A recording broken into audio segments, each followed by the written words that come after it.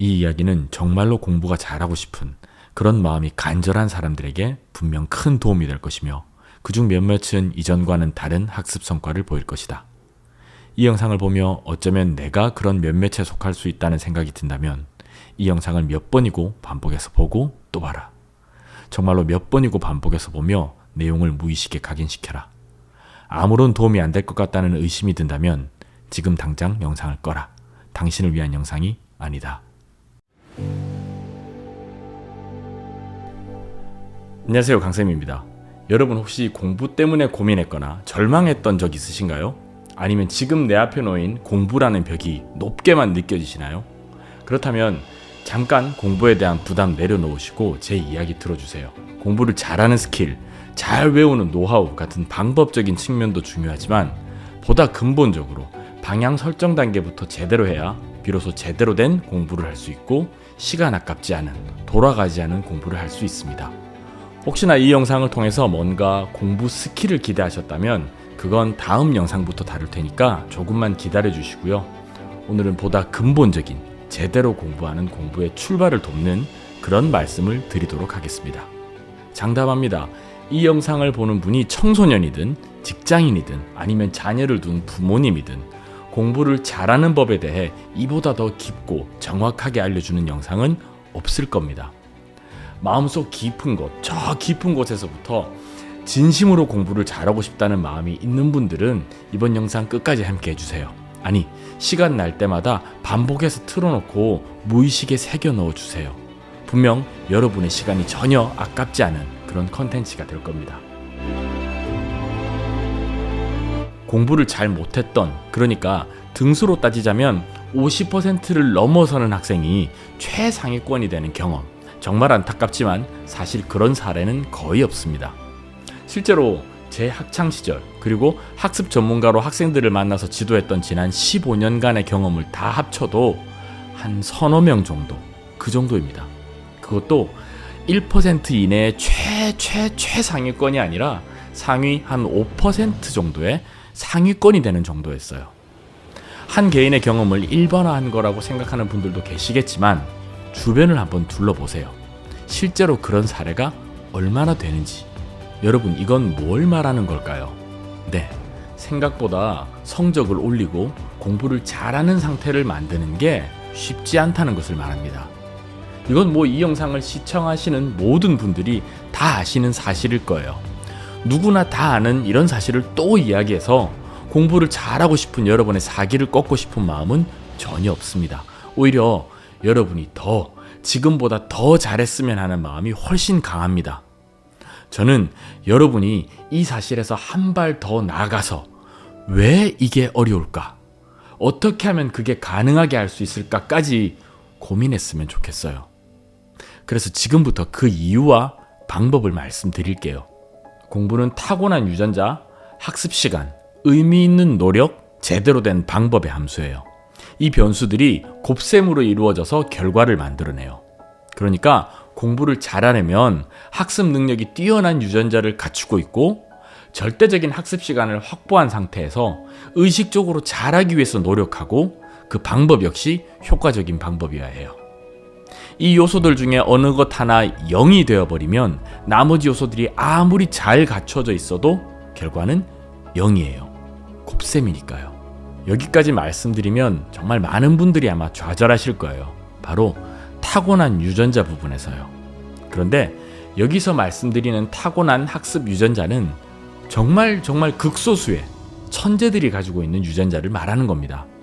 한 번 보면 다 외워진다는 그런 학생들이 정말 해마다 전국에 한두 명씩은 있거든요.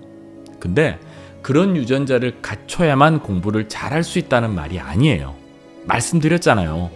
공부의 결과, 학습의 결과는 이 네 변수들의 곱으로 결정된다고요. 한 요소가 약해도 나머지 요소들이 더 높은 수치를 기록하면 엄청난 결과를 만들어낼 수 있다니까요. 그러니까 제발 머리 탓하지 마세요. 스스로 생각에 머리가 좀 부족하다라고 생각된다면 나머지 변수들을 더 키우면 돼요.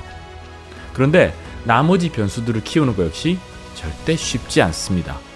학습 시간, 의미 있는 노력, 제대로 된 학습 방법. 하루도 안 빠지고 혼자서 공부하는, 그러니까 강의를 듣는 거 말고 혼자 궁리하면서 공부하는 시간을 5시간 이상 확보하면 공부 잘할 수 있습니다. 근데 이게 어렵죠. 아무리 마음을 먹어도 3일 정도 하고 나면 지치게 되죠. 제 이전 영상 댓글로 하루 공부 시간 8시간 매일 확보하면 인서울 할 수 있을까요? 이런 류의 질문은 정말 많지만 안타깝게도 그걸 이뤄냈다고, 해냈다고 하는 댓글은 단 한 개도 없습니다. 잊어버리는 게 두려워서 자꾸 반복하고 딴 생각 안 하면서 집중하는 그런 의미 있는 노력의 시간을 확보하는 것도 힘들고요. 누군가가 설명해 주는 것에 의존해서 학원, 인강을 듣기만 한 건데 그게 마치 내 것이 된 것 같은 그런 뿌듯함에 중독돼서 그걸 공부라고 생각하는 잘못된 공부 방법에 익숙해져 있는 분들도 엄청나게 많습니다. 정말 입시뿐만 아니라 지금 이 순간 공부라는 걸 하는 대한민국의 모든 학습자 중에 90% 이상이 이런 잘못된 환상에 빠져 있을 거예요. 어떤가요? 유전자만의 문제가 아니라는 생각이 들죠. 근데 여러분 자신을 탓할 필요가 없어요. 여러분은 그동안 제대로 된 공부에 접근하는 법을 모르고 살아왔으니까요. 모르고 한 실수는 얼마든지 개선할 수 있어요. 적어도 여러분은 그 지루하고 재미없는 공부라는 주제를 다루는 영상을 여기까지는 보셨잖아요. 왜? 더 잘하고 싶으니까. 맞잖아요. 그래서 여러분은 지금보다 더 좋은 결과를 만들어낼 수 있다는 겁니다. 방법을 찾고 고민하는 분들이니까. 유전자 이외의 나머지 변수들을 조정할 수 있습니다. 여러분은 그 방법을 몰랐던 것일 뿐이고요. 그 방법을 지금부터 알려드릴게요. 너무나 중요한 계산식이라서 한 번만 더 말씀드린 후에 공부를 잘할 수 있는 마인드셋에 대한 내용을 말씀드리겠습니다.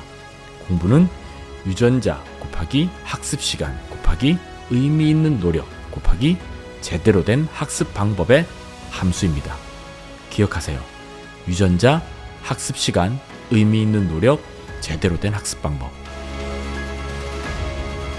유아기 공부부터 시작해서 성인기 공부인 자격증 공부나 자기개발 공부 등에 이르기까지 인간의 삶에서 마주하는 공부라는 경험을 성공으로 이끄는 가장 중요한 게 뭐라고 생각하세요?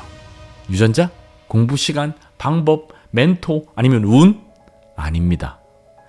인지심리학이라고 하는 분야가 생겨나면서 인간의 학습에 대한 연구가 시작된 이래로 학습에 영향을 미치는 정말 많은 요소들에 대한 연구가 진행됐어요. 근데 그 많은 학습 관련 요소들 중에 학습의 성공에 가장 큰 영향을 끼치는 가장 중요한 요소는 바로 학습 동기였습니다. 학문적으로는 내재적 동기와 외재적 동기 등으로 나뉘지만 여기서는 그 모든 동기 요소들을 묶어서 학습 동기라고 표현하도록 하겠습니다. 내가 지금 하고 있는 이 공부를 진심으로 잘하고 싶다, 더 잘하고 싶다는 욕심, 성취 동기나 칭찬, 선물, 보너스, 연봉 인상 등 외적으로 제공되는 당근으로 인한 외적인 동기까지 학습 동기는 정말 다양합니다.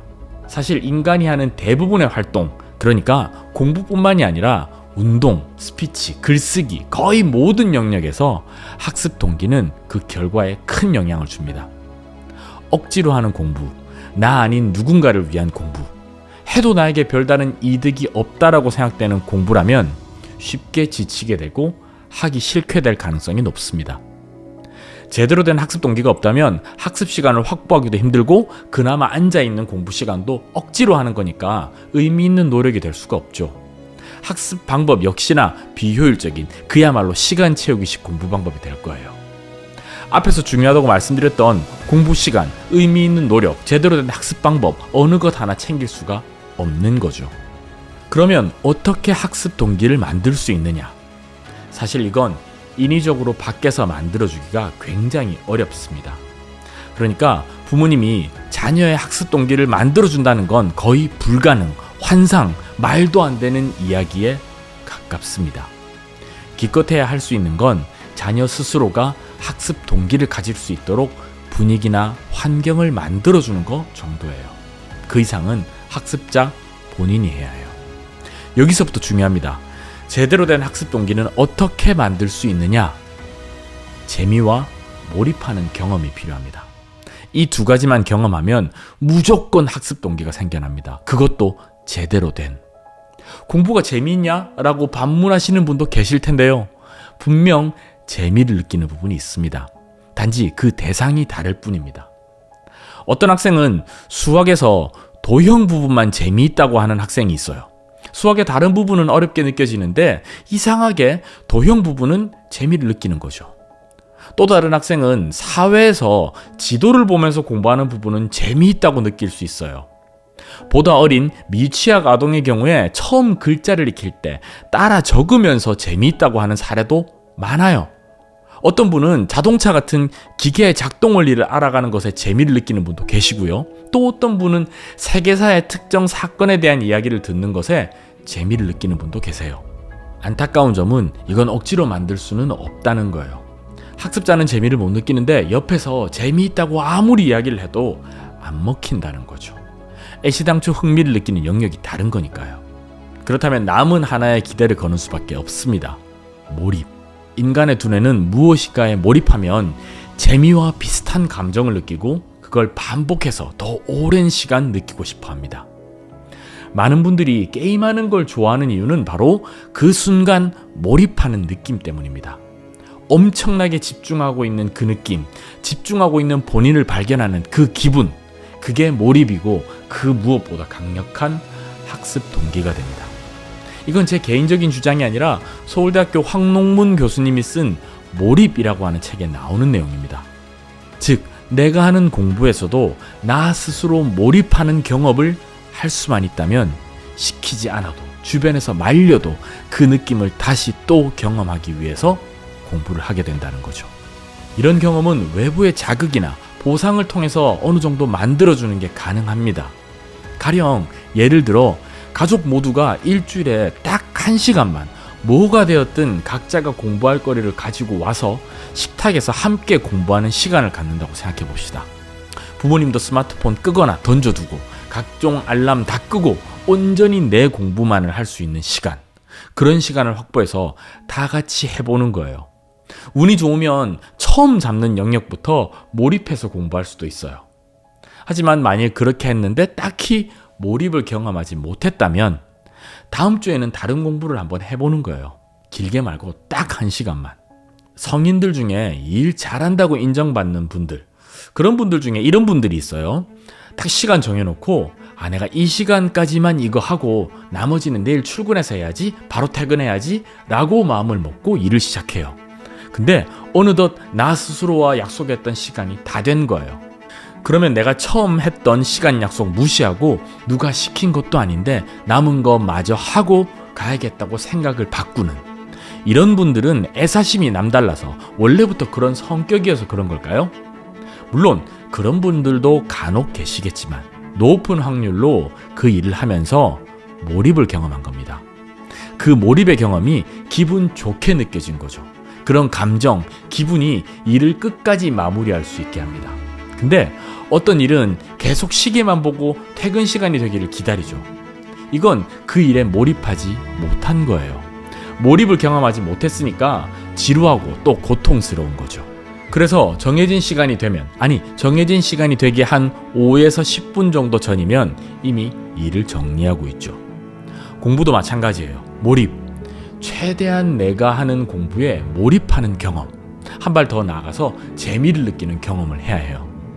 재미라는 요소는 사람마다 느끼는 분야가 다를 수 있지만 몰입을 통해서 재미를 느끼는 것은 누구나 가능합니다. 이건 황농문 교수님의 몰입이라는 책에 잘 나와 있습니다. 참고해 주세요. 다음번에 기회가 되면 이 책에 대해서 다루는 영상도 올릴 테니까 그 영상 참고하셔도 좋을 것 같고요. 지금까지의 내용을 정리하자면 공부는 타고난 유전자, 절대적인 학습 시간, 의미 있는 노력, 제대로 된 방법의 함수이고 이 모든 것에 영향을 주는 요소는 학습 동기예요. 이 학습 동기를 이끌어내는 건 학습 내용의 재미를 느끼거나 그 내용에 몰입하는 경험이에요. 즉, 공부를 잘하기 위해서는 재미나 몰입을 경험하게 해서 학습 동기를 만들어주고, 이렇게 만들어진 학습 동기가 절대적인 학습 시간을 늘리고 억지로 하는 노력이 아니라 의미 있는 노력을 할 수 있게 해주고 제대로 된 방법으로 공부를 할 수 있게 해주는 거죠. 결국 학습 결과에 영향을 주는 요소들의 값이 긍정적으로 커지게 되니까 학습 결과 역시 좋아지게 되는 겁니다. 학습 동기에 대해서 말씀드렸지만 학습자 내부에 있는 동기인 내적 동기에 좀 치우쳐서 말씀을 드렸고요. 그것보단 약하지만 훌륭한 동기라고 할 수 있는 외적 동기라는 것도 있습니다. 솔직히 영상을 기획할 때 이 부분도 넣어야 되나 고민이 많았지만 어차피 이번 시리즈를 통해서 공부에 대한 모든 내용을 다 다뤄보겠다고 마음먹은 만큼 간단하게라도 말씀드릴게요. 만약에 여러분이 어떤 자격증을 따는데 6개월 정도의 노력을 기울여야 된다고 가정해 보자고요. 근데 그 자격증을 따면 연봉이 1년에 50만 원 오른대요. 그러면 그 자격증 따시겠어요? 아니면 그 자격증 공부할 시간에 쉬거나 다른 일을 하실래요? 물론 사람마다 다르겠지만 아마 대부분의 분들은 굳이 딸 필요가 있겠냐는 쪽으로 선택하실 것 같아요. 근데 조건을 바꿔서 이 자격증을 따면 연봉이 1,500만 원, 그러니까 한 달에 125만 원을 더 벌 수가 있대요. 이러면 도전하실래요? 아마 이런 조건이라면 공부해보겠다는 선택을 하는 분들이 좀 더 늘어나지 않을까 싶네요. 여기서 자격증의 종류가 바뀌었나요? 아니면 공부하는데 걸리는 기간이 바뀌었어요? 아닙니다. 바뀐 건 딱 하나. 그 자격증을 취득함으로 인해서 나에게 주어지는 보상밖에 없죠. 가상의 상황 하나만 봐도 사람을 움직이게 하는 것으로 외적인 동기가 얼마나 중요한지 아시겠죠. 학습에서 외적인 동기는 누군가의 칭찬, 금전적인 보상 이런 것들이 있습니다. 어떤 과목을 가르쳐주는 선생님을 좋아하는 학생이 있다고 칩시다. 그럼 그 학생에게는 그 선생님의 관심, 칭찬과 격려 한마디가 굉장한 학습 동기가 됩니다. 선생님께 잘 보이고 싶어서라도 그 과목 공부를 잘하게 된다는 거죠.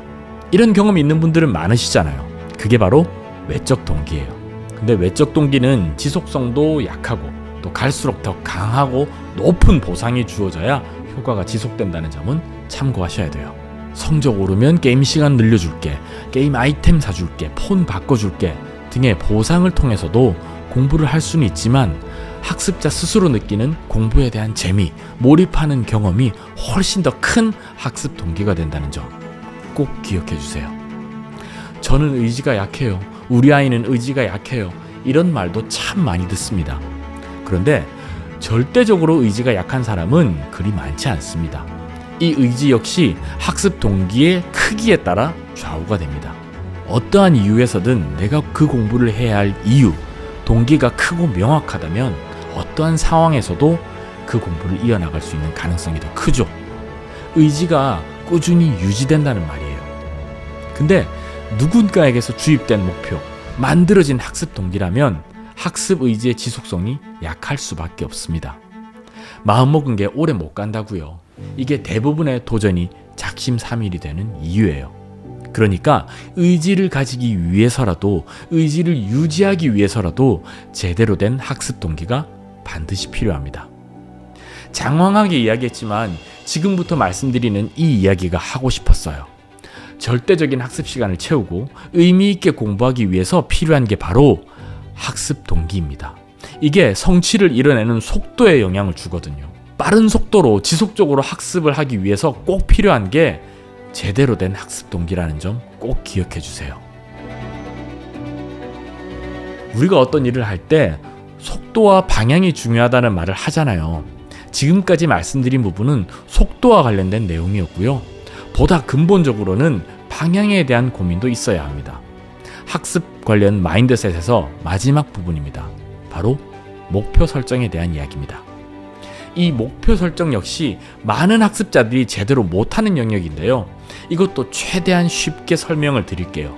성인을 대상으로 한 컨텐츠들에서는 목표를 엄청 크게 세우라는 이야기도 있고, 반대로 실현 가능한 작은 목표를 세우고 점점 그 목표를 키워나가라는 이야기도 있어요.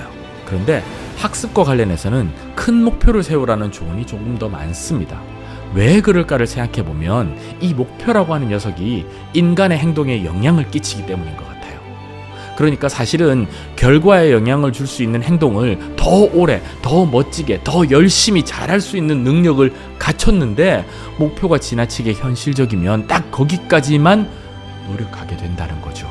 그래서 이왕이면 본인이 할 수 있는 최대한의 노력을 기울일 수밖에 없는 목표를 세워야 그에 걸맞는 행동, 즉 학습이 이루어진다는 거예요. 저는 꼭 학습 목표가 엄청나게 커야 한다, 현실적이어야 한다 중에 어느 것 하나가 맞다라고 생각하진 않아요. 인생이라는 큰 시간을 기준으로 봤을 때는 원대한 정말 큰 목표를 세우는 게 맞고요. 한 달, 3개월, 이번 학기 정도 기간이라면 현실 가능한 목표가 좋은 것 같아요. 오히려 목표의 크기보다 중요한 건 어떻게 목표를 세웠느냐는 겁니다. 학습 목표 설정과 관련해서는 여러 학자들이 정말 다양한 주장들을 했고 또 많은 분들이 알고 계시지만 그 학자들의 주장 중에 공통된 부분, 핵심만 모아서 정리하자면 시간과 목표 달성된 상황이 반드시 명시되어야 한다는 겁니다. 매일 6시간씩 공부한다, 성적을 끌어올린다, 이건 제대로 된 목표가 아니에요. 2024년 2월 28일까지 수학 1교과서에 나오는 모든 문제를 다 푼다. 2023년 1학기 말까지 전 과목 평균 성적을 2등급으로 받는다. 2024년 3월 말까지 최근 5년간 기출문제를 다 풀고 동일한 문제가 나오면 다시 틀리지 않는다. 이런 게 제대로 된 목표예요. 앞서 말씀드린 것처럼 학자에 따라서는 행동 요소가 들어가야 된다, 통제되는 변인까지 넣어야 된다라고 말하는 분도 계신데 핵심은 기간과 성취 여부를 확인할 수 있는 상황이에요. 이 두 가지가 들어간 목표를 세워보세요. 그리고 그 목표를 매일 반복해서 상기하세요. 종이에 매일 적는 것도 좋고요. 소리 내서 읽어보는 것도 좋아요. 저 같은 경우는 산책이나 조깅 아니면 운전하면서 혼자서 계속 중얼거려요. 의식적으로 각인시키는 거죠. 내 목표를. 이렇게 하면 서서히 내 행동, 내 의사결정에 그 목표가 영향을 줍니다. 공부 그만하고 싶고 내일로 미루고 싶고 이렇게 한다고 잘 될까 의문이 들 때 그때마다 의지를 붙잡아주고 다시 계속해서 책상 앞에 앉아있게 해주는 그게 바로 목표의 역할입니다.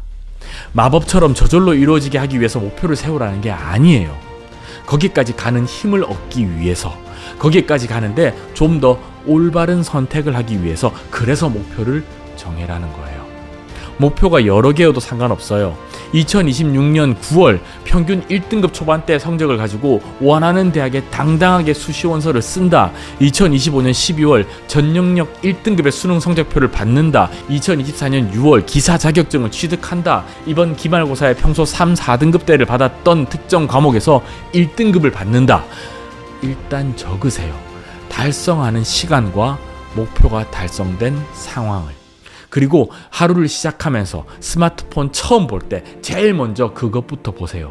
교실에 도착해서 또 한 번 쓱 보고 스마트폰 제출 직전에 한 번 더 보고 나중에 폰 돌려받고 전원 켠 후에 또 보세요. 내 공부 시작하면서도 또 보고요. 중간에 하기 싫어질 때도 보고요. 오늘 공부 마무리하면서도 또 보세요. 그리고 잠들기 전에 스마트폰에서 마지막으로 보는 화면으로도 또 보세요. 이걸 매일 반복하는 거예요. 목표가 내 행동을 지배한다는 느낌이 들 때까지. 마음속에 이게 될까 했던 의심이 이거 된다, 할 수 있다는 확신으로 바뀔 때까지요. 그럼 마지막으로 이번 영상 전체 내용을 한 번 더 정리해 드릴게요. 공부는 학습 유전자, 절대적인 학습 시간, 의미 있는 노력, 제대로 된 학습 방법의 함수입니다. 이 중에서 학습 유전자는 선천적인 거, 내가 어떻게 할 수 없는 것이라서 제외하고 나머지 변수들을 좋은 방향으로 바꾼다면 분명 공부를 잘할 수 있습니다. 이 중 절대적인 학습 시간과 의미 있는 노력은 공부의 속도와 지속성과 관련되는 요소이고 제대로 된 학습 동기를 통해서 변수를 긍정적으로 바꿀 수 있습니다. 이때 외적인 동기도 영향을 주지만 재미나 몰입하는 경험 등 내적인 동기가 훨씬 중요합니다. 방향과 관련된 요소가 목표 설정입니다. 목표의 크기와 상관없이 어떠한 목표든 세워야 합니다. 그리고 그것을 의식적으로 반복해야 달성할 확률이 높아집니다. 목표는 내 행동을 통제하고 지배할 때 의미가 있습니다. 목표를 세울 때는 달성에 걸리는 시간과 달성된 상태를 꼭 넣어주세요. 그리고 반복해서 상기하세요. 공부를 잘하는 데 필요한 학습 마인드셋은 이 정도입니다. 여기까지 영상을 보셨다면 공부를 잘하고 싶다는 의지가 강한 분이고 그 의지가 여러분을 더 나은 사람으로 만들어줄 겁니다. 여러분은 할 수 있습니다. 여러분은 할 수 있습니다. 정말로 여러분은 할 수 있습니다. 감사합니다. 지금까지 하우투스터디 강쌤이었습니다.